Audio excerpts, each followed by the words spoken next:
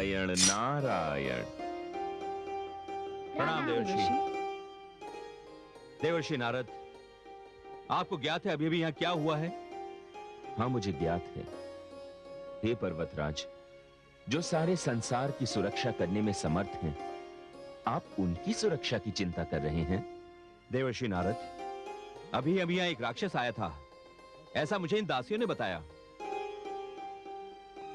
नारायण नारायण। हे जगदम्बा, आपने अभी से अपनी लीला प्रारंभ कर दी। पर्वतराज, आपकी पुत्री तो साक्षात माता गौरी का रूप है। फिर उसके साथ आपकी दूसरी पुत्री गंगा है।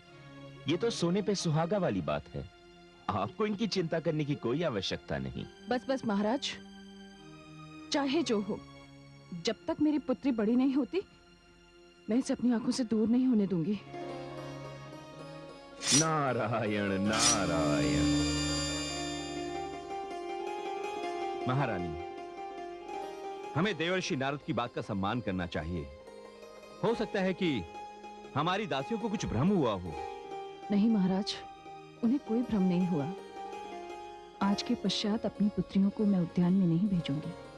ठीक है महारानी, आज के पश्चात महल के चारों और चारों पहर सैनिक पहरा देंगे। मैं आपको पूर्ण सुरक्षा का आश्वासन देता हूं। चलिए महारानी। चलिए। चलो पुत्री।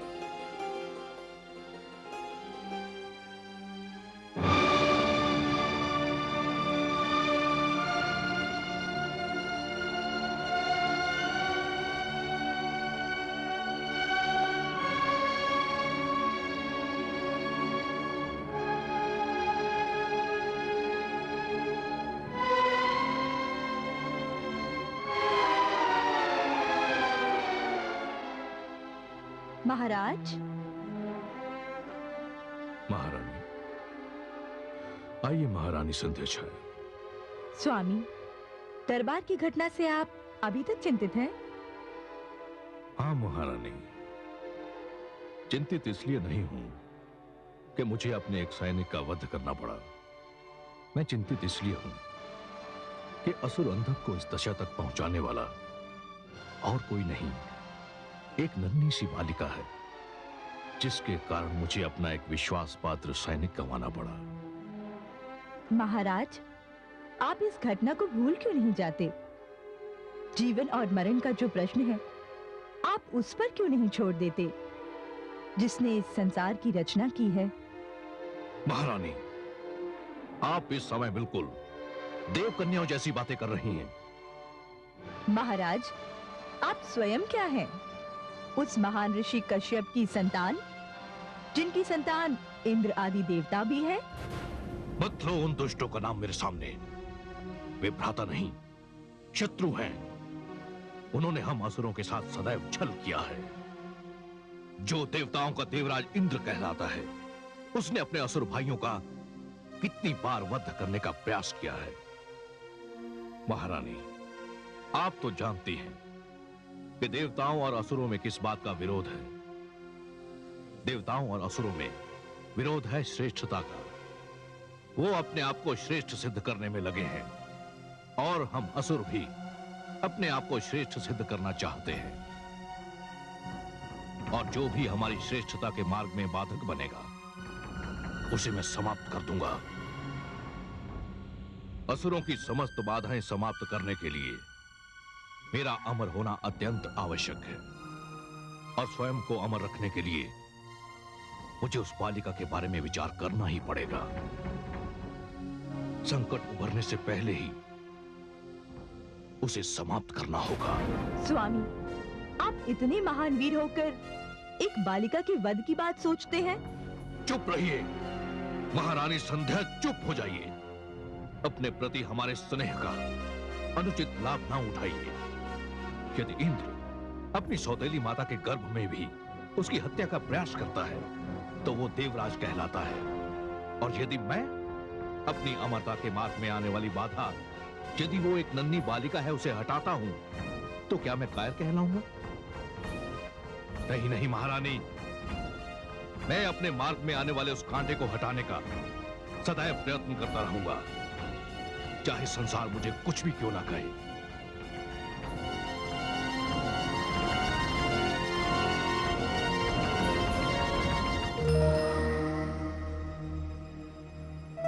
मैं अतीत हूं। मैंने देखा कि तारकासुर ने पार्वती को मारने के अनेक प्रयास किए और हर बार उसे पराजय का सामना करना पड़ा। वो अपनी विफलता पर झुंझलाता रहा, फिर भी उसने हार न मानी। और इधर पर्वतराज और महारानी मेना अपनी पुत्री पार्वती की सुरक्षा के उपायों में लगे रहे। शक्ति का अवतार पार्वती पर्वतराज के स्नेह और महारानी मेना की ममता की छाह में बड़ी हो रही थी। और एक रात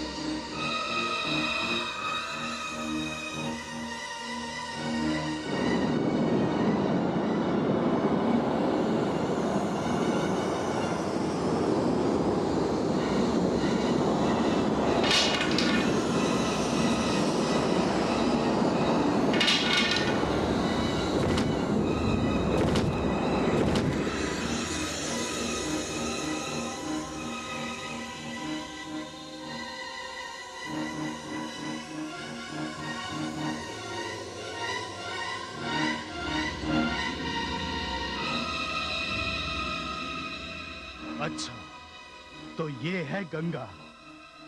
इसने अंधक जैसे भयानक राक्षस को अपनी मायावी शक्ति से ऐसा घायल किया कि उसे विवश होकर लौटना पड़ा और असुर सम्राट तारकासुर की क्रोधाग्नि में भस्म होना पड़ा। सबसे पहले मैं इसे समाप्त करता हूं।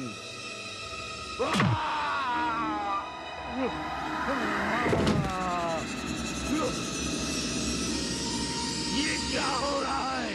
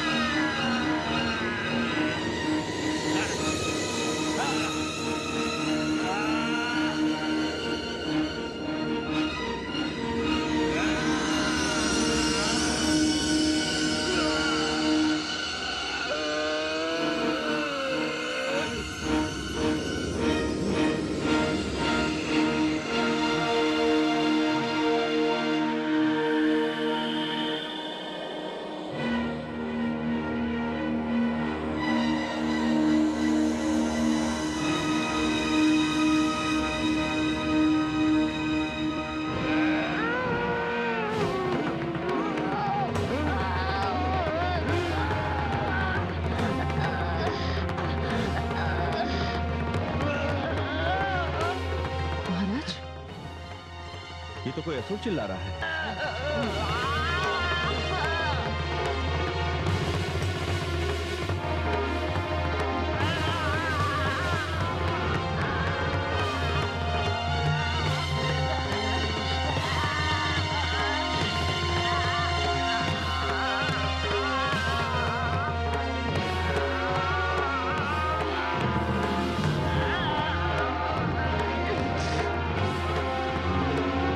पार्वती, पार्वती, महाराज, महाराज मेरी बच्ची को बचाइए, महाराज मेरी बच्ची को बचाइए, महाराज। देखिए वो राक्षस उसे ले जा रहा है।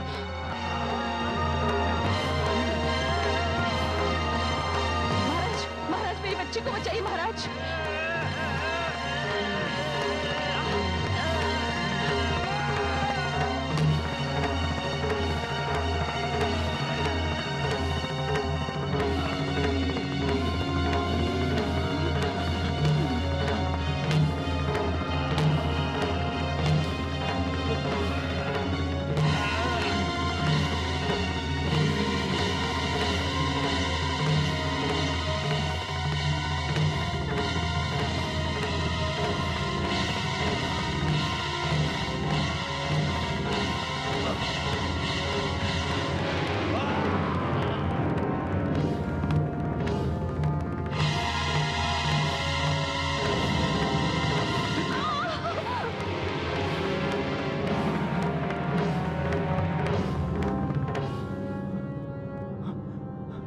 महाराज, पार्वती, चलो। नहीं, रोते नहीं पार्वती, चुप हो जाओ पार्वती, रोते नहीं पार्वती, पार्वती, चुप हो पार्वती। जाओ, चुप हो जाओ। पार्वती तो यहाँ है। क्या हुआ बेटी? माते, लगता है इसने कोई डरावना सपना देखा है। रो मत पार्वती, चुप हो जा, चुप हो जा। स्वामी, ये सब क्या है? कुछ नहीं महारानी, कुछ नहीं, आप चिंता ना करें। वो अवश्य कोई मायावी था जो इस महल के चारों ओर अपना माया जाल फैलाना चाहता था, इसीलिए उसने हमें भ्रम में डाल दिया था। किंतु देवी परमेश्वरी की कृपा से वो सफल नहीं हो सका और भाग गया। इसीलिए हमारी पुत्री पार्वती सकुशल है। महारानी, आपको ज्ञात है देवऋषि नारद ने क्या कहा था कि हमारी इस पुत्री पर देवी परमेश्वरी की अपार कृपा है, इस पर कोई संकट क्या आएगा। लेकिन स्वामी, हमने जो कुछ देखा वो। महारानी, हम तो ये देख रहे हैं कि हमारी पुत्री पार्वती आपकी गोद में है, सकुशल है, और हमारे लिए इतना ही पर्याप्त है। हाँ स्वामी, हमारी पार्वती हमारी गोद में है और ये सकुशल है, इतना ही बहुत है। बस पुत्री, बस चुप हो जाओ।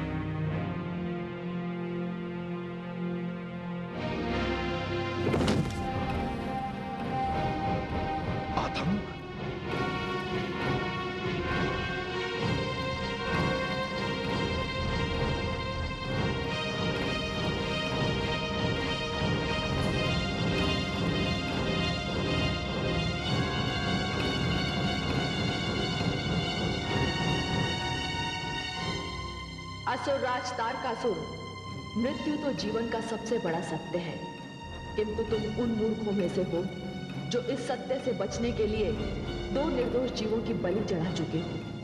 अंधक और आतंक तुम्हारे ही कारण मृत्यु के मुख में चले गए। एक का वध तुमने अपने झूठे अभिमान के कारण किया और दूसरे का वध मैंने किया। हाँ, तुम्हें यह बताने के लिए कि यदि तुमने अपना ये अभ्यास बंद न किया तो तुम्हारी सारी शक्ति समाप्त हो जाएगी। तुम्हारी सेना का एक एक वीर इसी प्रकार नष्ट हो जाएगा। फिर तुम अकेले रह जाओगे, उस बालक के हाथों काल का ग्रास बनने के लिए, जो बालक अपनी 7 मास की आयु में तुम्हारा अंत करने वाला है। कौन हो तुम? कौन हो? तुम्हारा काल। नहीं, संसार की बड़ी से बड़ी शक्ति भी मेरे इस प्रयास को नहीं रोक सकती। मैं असंभव को संभव नहीं होने दूंगा। मैं शिव को सांसारिक बनाने वाली किसी भी शक्ति का विरोध करता रहूंगा। मेरे रहते शिव का विवाह नहीं हो सकता, कदापि नहीं हो सकता।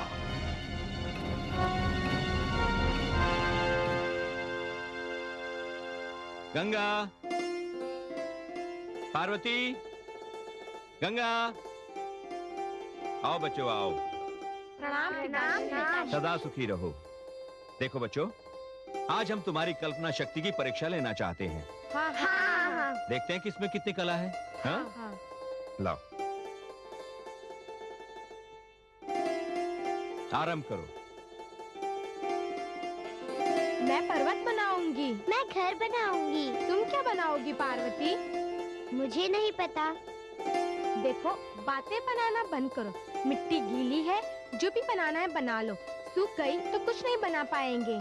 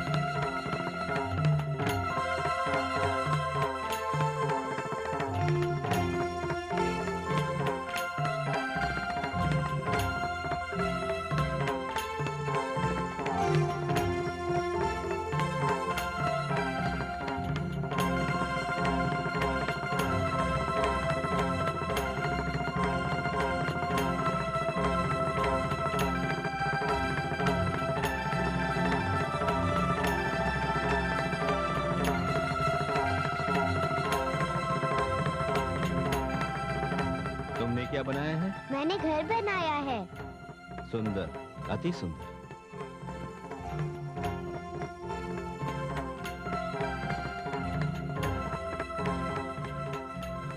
पुत्री गंगा, तुमने क्या बनाया है? पिताश्री, मैंने पर्वत बनाया है। वाह, सचमुच कितना सुंदर पर्वत बनाया हमारी लाडली पुत्री ने। पर्वत की पुत्री पर्वत नहीं बनाएगी तो और क्या बनाएगी? सुंदर, अति सुंदर।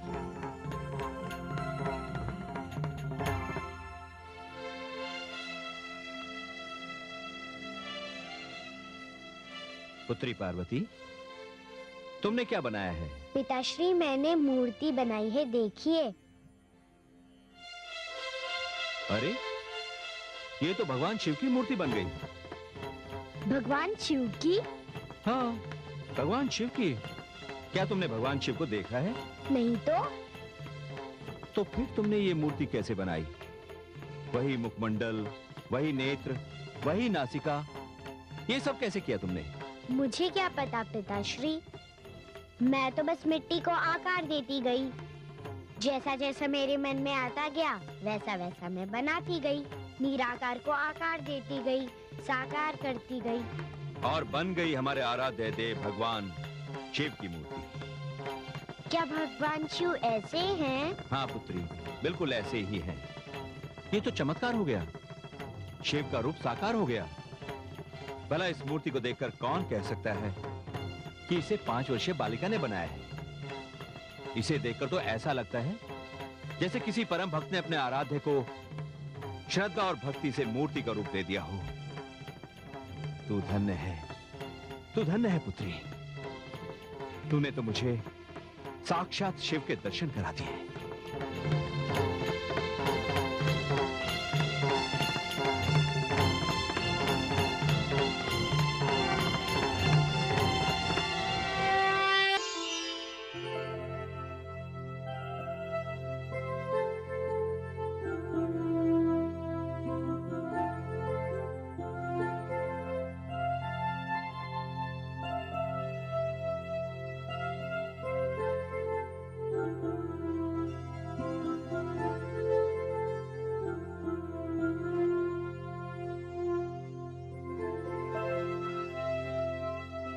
स्वामी, ये तो पार्वती ने सचमुच चमत्कार कर दिया। हाँ महारानी, और क्यों ना हो, पुत्री पार्वती तो हमारे लिए भगवान शिव का ही वरदान है। हाँ महाराज, वो सचमुच उन्हीं का वरदान है।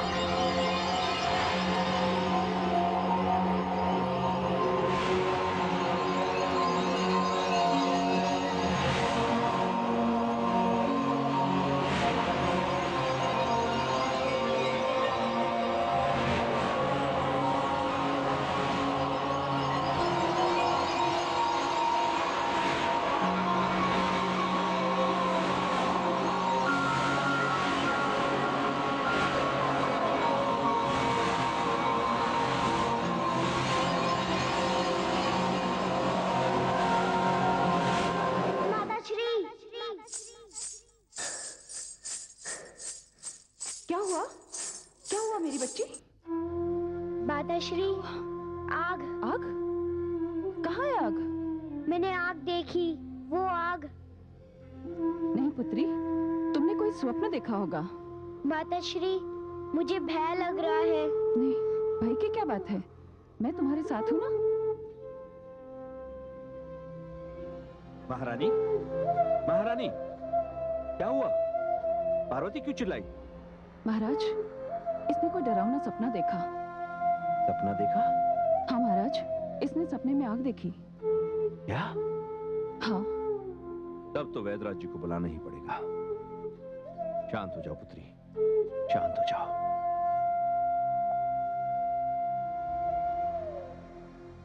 वैदराज जी, हम अपनी पुत्री पार्वती को लेकर बहुत चिंतित हैं। हाँ वैदराज जी। नहीं महाराज, चिंता की कोई बात नहीं है। पुत्री पार्वती बिल्कुल स्वस्थ है। स्वप्न देखकर डर जाना तो साधारण सी बात है। वैसे उसे कोई रोग नहीं है।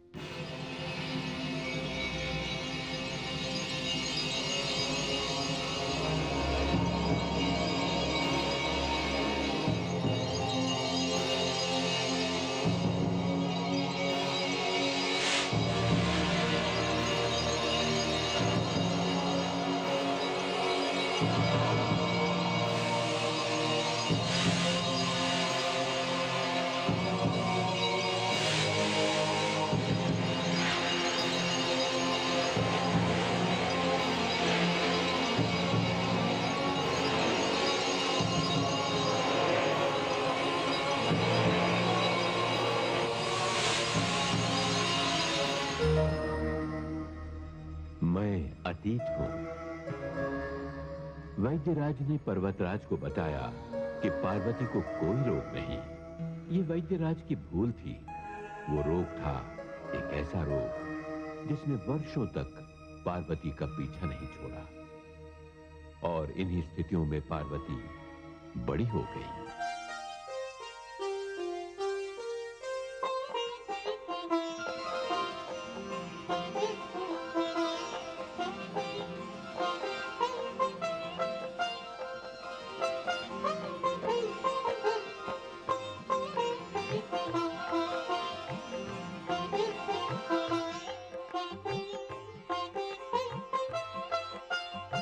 सुंदर, अति सुंदर, दिव्य रूपा।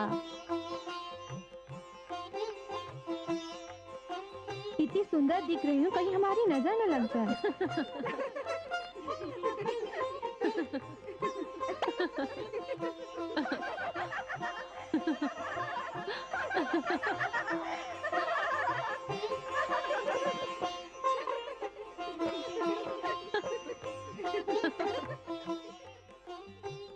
महारानी, स्वामी, आपको स्मरण होगा जब हम कैलाश गए थे तो हमने भगवान शंकर से ये वरदान मांगा था कि सती जैसी कन्या मेरी कोख से जन्म ले। और उन्होंने कहा था, सती जैसे ही क्यों, सती स्वयं आपकी कोख से जन्म लेगी। आपने सत्य कहा महारानी। भगवान शिव का कथन सत्य हुआ। आज हम धन्य हो गए महारानी, हम धन्य हो गए। साक्षात सती ने ही हमारे घर में जन्म लिया है। साक्षात सती ने।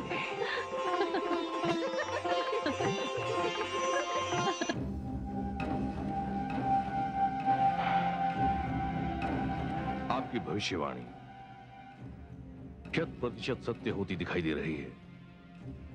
वो हिमाचल पुत्री जो मेरा काल बनेगी अब युवा हो गई है। मैंने बहुत प्रयास किया उसे समाप्त करने का, किंतु वो बार बार बच गई। ज्योतिषी महाराज, उसका जीवित रहना मेरी मृत्यु है।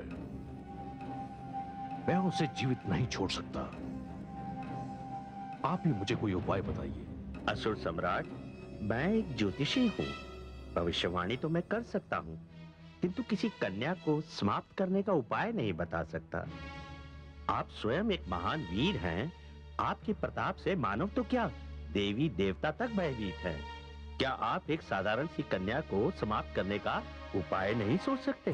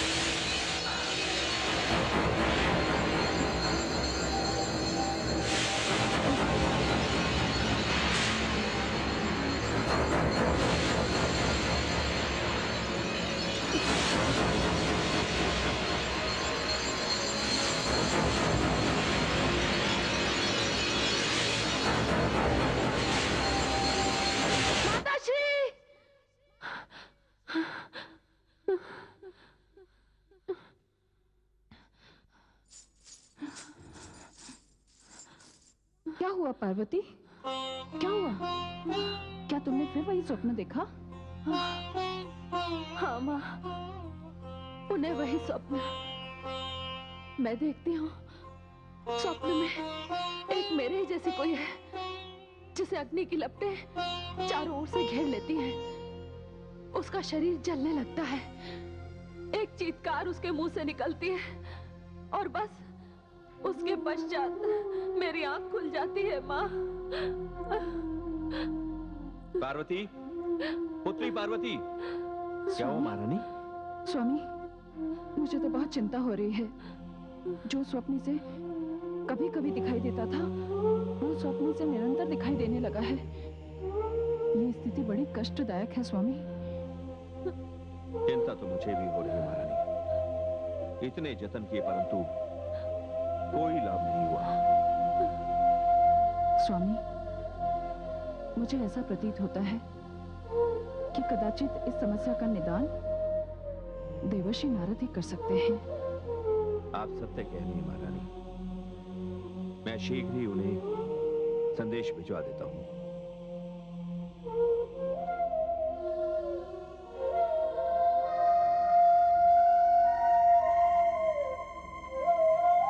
शांत हो जा पुत्री, शांत हो जा।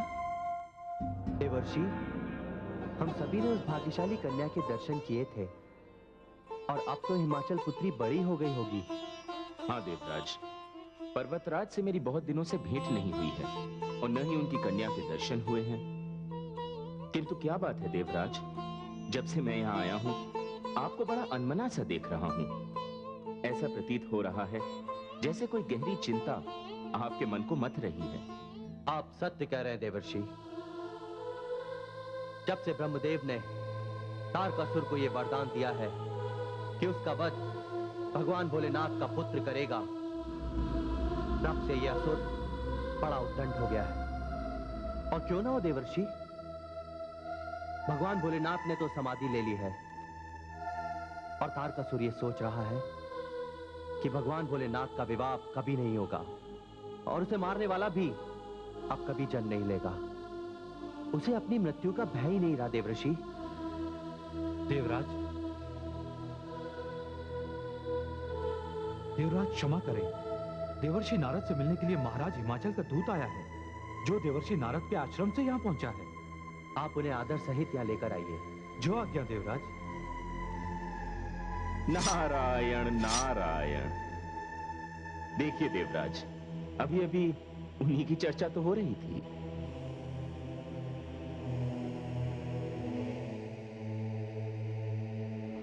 देवराज प्रणाम स्वीकार करें। देवर्षि, मैं आपके दर्शनों के लिए आपके आश्रम गया था। वहां ज्ञात हुआ कि आप देवराज इंद्र की सभा की शोभा बढ़ा रहे हैं। कहिए क्या बात है? देवर्षि, वहां एक विकट समस्या उत्पन्न हो गई है, जिससे महाराज पर्वतराज और महारानी मेना सभी बहुत चिंतित हैं। उन्होंने आपसे शीघ्र वहां पहुंचने का निवेदन किया है। नारायण नारायण। जहां स्वयं देवी भगवती का निवास हो, वहां समस्या? देवराज, मुझे आज्ञा दें। जैसी आपकी इच्छा देवर्षि।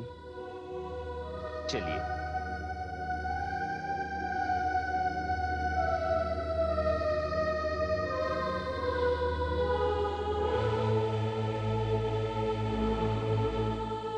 देवराज, देवराज, अनर्थ हो गया। असुर राज तारकासुर ने इंद्रलोक पर आक्रमण कर दिया है। क्या? वरुण देव, अग्निदेव, सूर्यदेव, हमें इस आक्रमण की आशंका तो थी ही। अब हमें इस तारकासुर को उसके किए का दंड देना ही पड़ेगा। आक्रमण का उत्तर आक्रमण से दिया जाएगा। स्वामी, देवर्षि नारद के पास जो अपने संदेशवाहक भेजा था, वो अभी तक लौटकर नहीं आया। नारायण नारायण। प्रणाम देवर्षि। प्रणाम देवर्षि। आयुष्मान भव, आयुष्मति भव। मैं आप ही की प्रतीक्षा कर रहा था देवर्षि। क्या बात है पर्वतराज? देवर्षि, मेरी पुत्री पार्वती की रक्षा कीजिए। पर हुआ क्या है? बाल्यकाल से ही मेरी पुत्री पार्वती के साथ कैसी कैसी घटनाएं घट रही हैं। देवर्षि, वो बाल्यकाल से ही एक स्वप्न देखती है। कैसा स्वप्न? देवर्षि, वो स्वप्न में अग्नि देखती है। अग्नि? हाँ देवर्षि, वो देखती है अग्नि का बवंडर। फिर उसके जैसी कन्या उसमें डूब जाती है और अग्नि उसे जलाने लगती है। तभी उसकी आंख खुल जाती है और वो चिल्लाकर उठ जाती है। नारायण नारायण। मैं समझ गया पर्वतराज। मैं पुत्री पार्वती के स्वप्न का रहस्य समझ गया। हे देवर्षि नारद, पुत्री पार्वती का यह अशुभ स्वप्न किस बात की ओर संकेत करता है? मेरी पुत्री को इस समस्या से मुक्ति दिलाइए देवर्षि। हे देवी, आप जिसे समस्या समझ रही हैं, वह समस्या नहीं है। क्या? और यह स्वप्न भी अशुभ नहीं है पर्वतराज। अर्थात ये स्वप्न तो पुत्री पार्वती के इस जन्म को पूर्व जन्म से जोड़ने वाली एक महत्वपूर्ण कड़ी है। मैं कुछ समझा नहीं देवर्षि। मैं समझाता हूं पर्वतराज। जो अग्नि पुत्री पार्वती को स्वप्न में दिखाई दे रही है, वह अग्नि अग्नि नहीं है। अग्नि नहीं है? अग्नि नहीं है तो और क्या है देवर्षि? पर्वतराज, वह पार्वती का संकल्प है। एक अपूर्ण यात्रा को इस रूप में पूर्ण करने की दृढ़ इच्छा शक्ति है। ऐसा प्रतीत हो रहा है जैसे पुत्री पार्वती के जीवन में साधना करने का समय आ गया है। यही साधना पुत्री पार्वती को पूर्ण करेगी।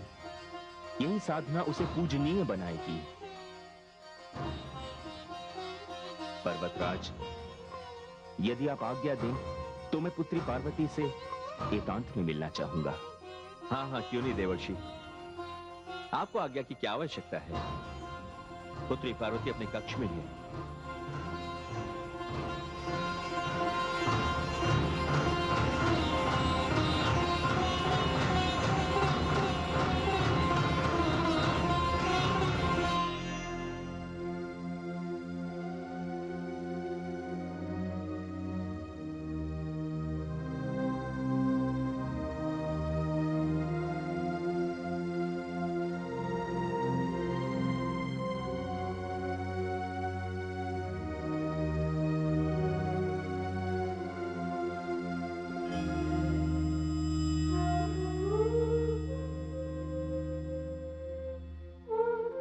नारायण नारायण।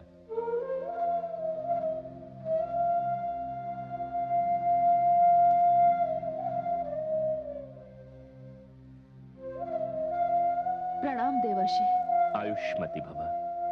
पुत्री, पर्वतराज से मुझे ज्ञात हुआ है कि किसी स्वप्न ने तुम्हें चिंता में डाल रखा है।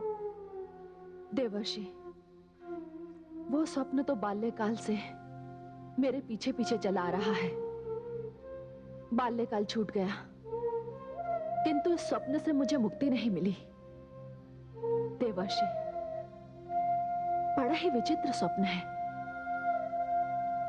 नींद में अचानक अग्नि की लपटें प्रकट होती हैं। धीरे धीरे मैं उन लपटों में घिर जाती हूं और भय से मेरी निद्रा टूट जाती है। समस्या वह स्वप्न नहीं है पुत्री, समस्या है उस स्वप्न का अधूरा देखा जाना। तुम्हें वह स्वप्न अपूर्ण दिखाई देता है। तुम्हारी निद्रा टूट जाने के कारण उस स्वप्न का महत्वपूर्ण भाग शेष रह जाता है। मैं आपका तात्पर्य नहीं समझी देवर्षि। मैं समझाता हूं, उधर चलो।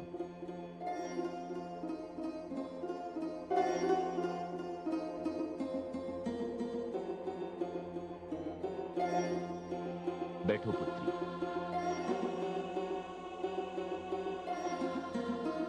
अब अपनी आंखें मूंद लो और उस दृश्य की कल्पना करो जो तुम स्वप्न में देखती हो।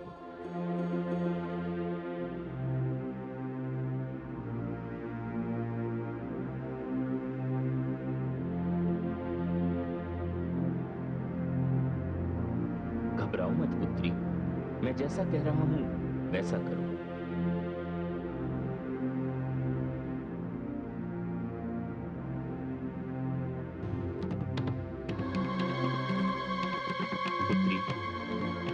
मस्तिष्क को उसी घटना पर केंद्रित करो। अपने ध्यान में उसी घटना को लाओ।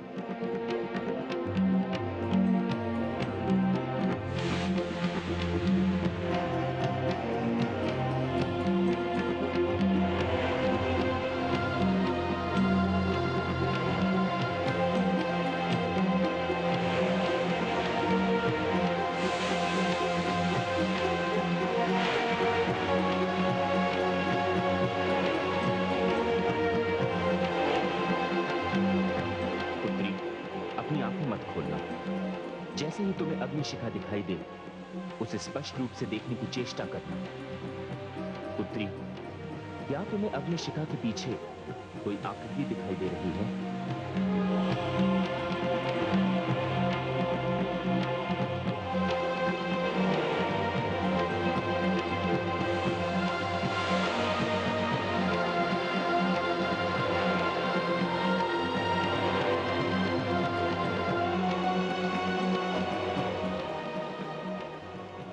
मत खोलना पुत्री, ध्यान रहे आंखें तब तक मत खोलना जब तक उस आकृति को तुम स्पष्ट रूप से देख न लो।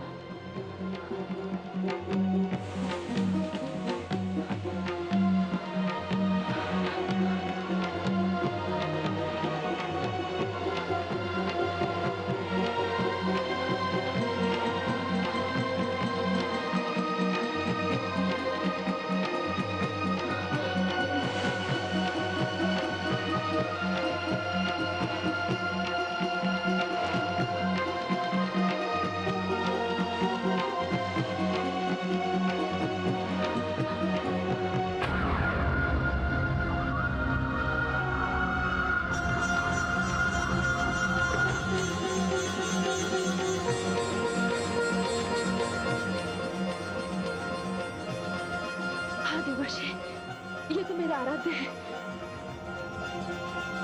ये तो मेरे आराध्य शिव हैं। ये तो मेरे आराध्य शिव हैं देवर्षि। हे देवी, हे भवानी, हे शक्ति, भगवान शिव तो न जाने कब से समाधि लगाए बैठे हैं। वे जो सारे संसार का मंगल करते थे, अपनी शक्ति से बिछड़कर स्वयं समाधि में लीन हो गए हैं। आपको भगवान शिव को पुनः कैलाश लाना है। देवी, यदि वे आपके आराध्य हैं, तो उन्हें आपकी अर्थात अपनी शक्ति की प्रतीक्षा होगी। आपको मेरे साथ चलना होगा देवी। आपको अपने आराध्य की दशा देखनी होगी और उन्हें पुनः कैलाश लाना होगा। हाँ, मैं चलूंगी देवर्षि, मैं आपके साथ चलूंगी। देवर्षि, जिसका अनुभव मुझे आज हो रहा है, इससे पहले कभी नहीं हुआ देवर्षि। ऐसा क्यों देवर्षि?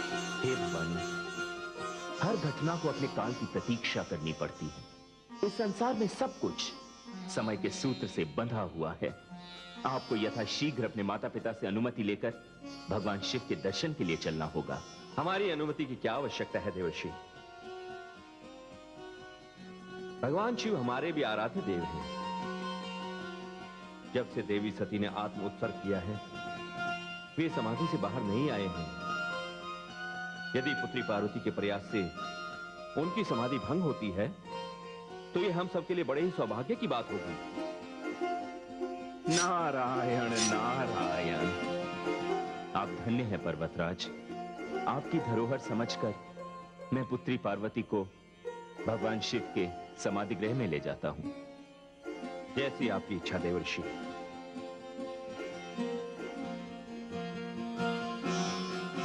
चलिए देवी।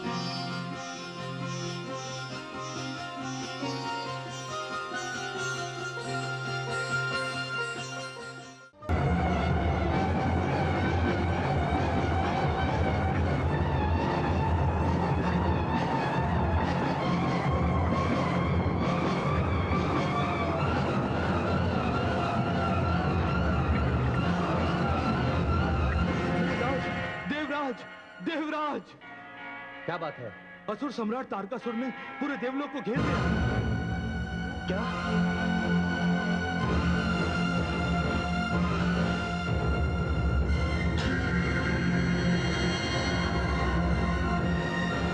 चलिए मेरे साथ। ठहरिए देवराज।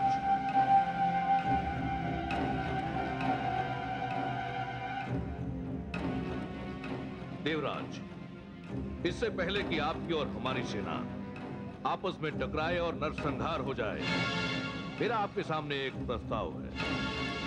क्या प्रस्ताव है तुम्हारा? हम द्वंद्व युद्ध कर लेते हैं।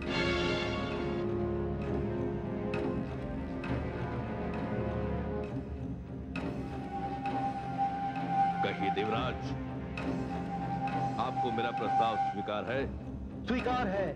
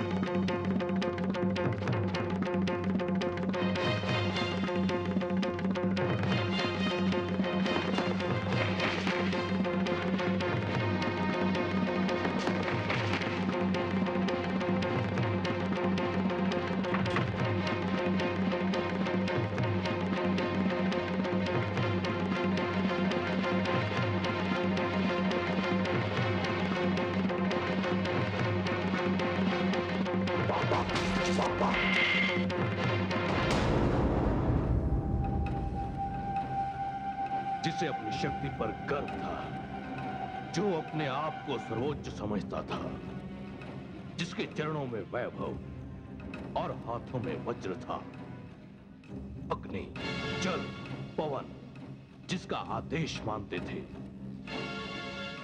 उसकी सारी महिमा और गरिमा आज धूल में मिल गई।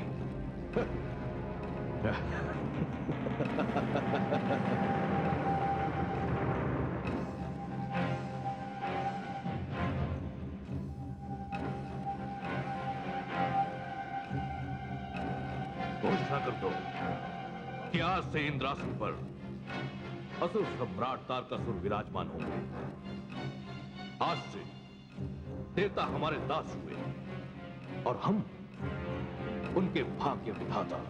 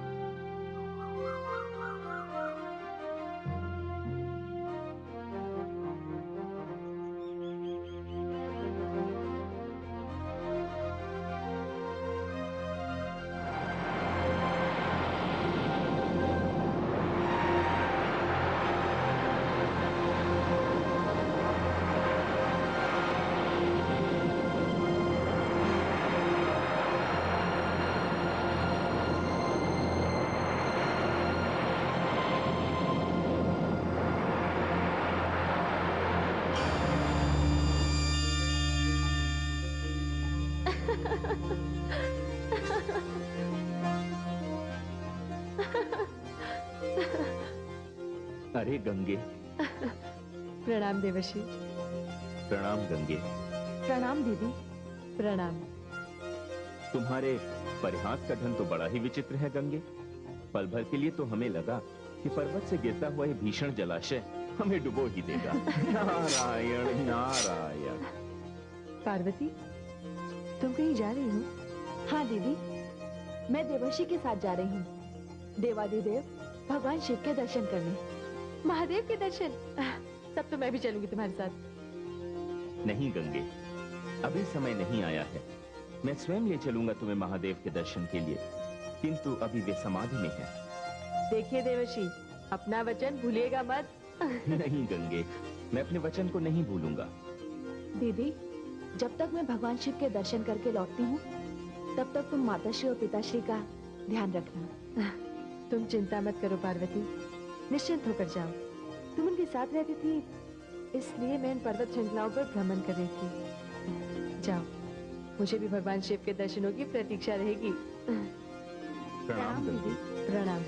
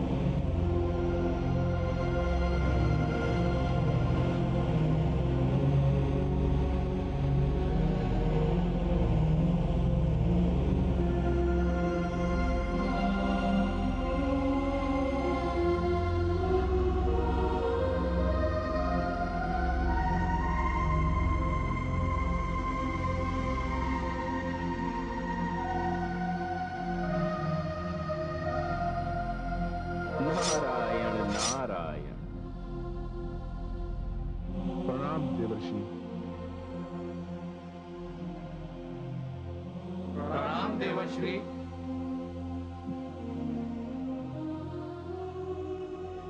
अरे आप सब यहाँ? भोलेनाथ कहाँ हैं? देवर्षि, अब तो देवादिदेव महादेव की दशा हमसे देखी नहीं जाती। वो इस कंदरा में समाधि में लीन है। देवर्षि, हम संकट में हैं देवर्षि। तारकासुर ने देवलोक पर आक्रमण कर वहां अपना अधिकार कर लिया है। इसी कारणवश हमें वहां से पलायन करना पड़ा। जब तक देवादिदेव महादेव अपनी समाधि से बाहर नहीं आ जाते, हम इसी तरह भटकते रहेंगे देवर्षि।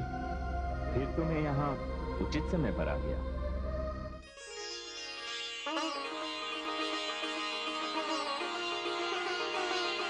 माते, माते,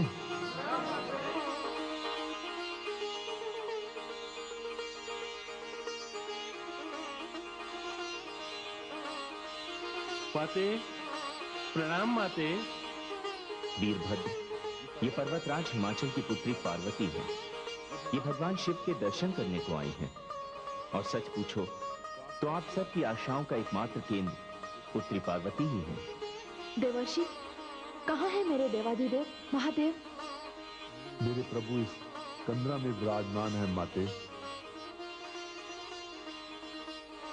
जाओ पुत्री, भगवान शिव के दर्शन कर लो। मंगलकारी शिव को पुनः मंगलकारी होना है।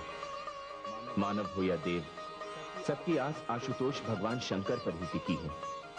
यदि उनकी समाधि शीघ्र ही न टूटी तो सारे संसार में असुरों का साम्राज्य हो जाएगा। देवर्षि, मैं जाती हूँ भगवान शिव से मिलने।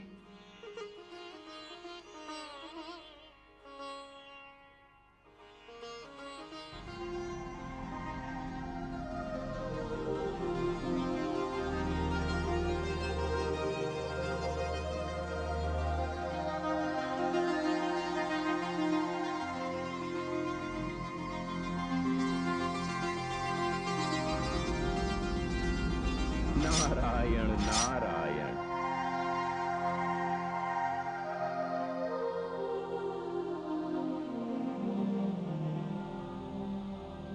शक्ति गई है शिव की समाधि को भंग करने।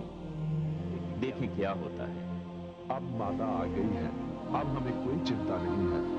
अब माता हमारे भगवान शिव का ध्यान रखेंगे और हम सब मिलकर माता का ध्यान रखेंगे। नारायण नारायण।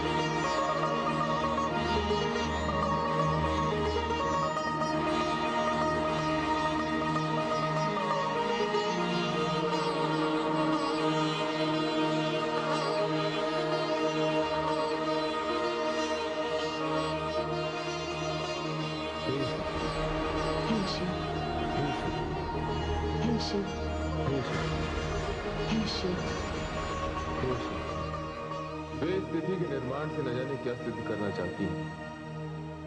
आप हट कर रही हैं कि आपको अपने पिताश्री के घर जाना है। मैं तो आपसे अब भी यही कह रहा हूँ देवी कि आप वहां ना जाएं। आज सती अपने पति के सम्मान के लिए अपने प्राणों की आहुति देगी।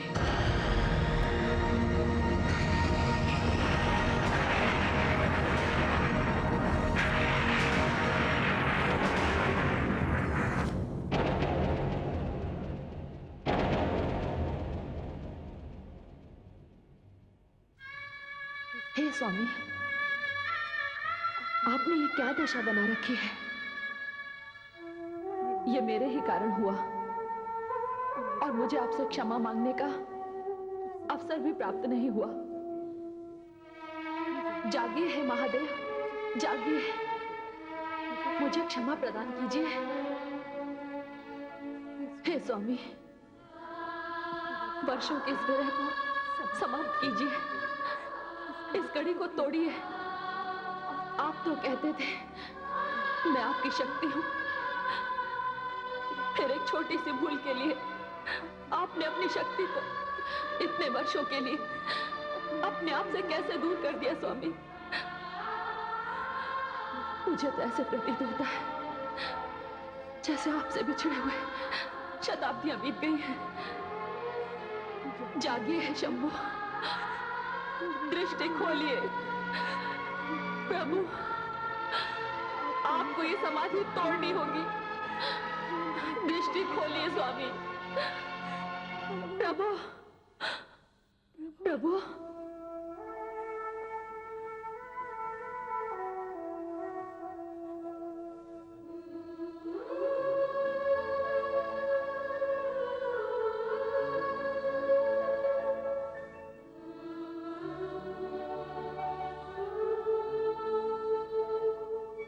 मैं भी देखती हूँ आप कैसे नहीं जागते, मेरी करुण पुकार कैसे नहीं सुनते। मेरी वेदना, मेरी आस्था, मेरा सारा अस्तित्व मिलकर आपको अपनी समाधि भंग करने पर विवश कर देंगे। कठिन तपस्या से कठोर पत्थर को भी पिघलाया जा सकता है। आप तो मेरे आराध्य हैं, जन्म जन्मांतर के मेरे स्वामी हैं, मेरे सर्वस्व हैं।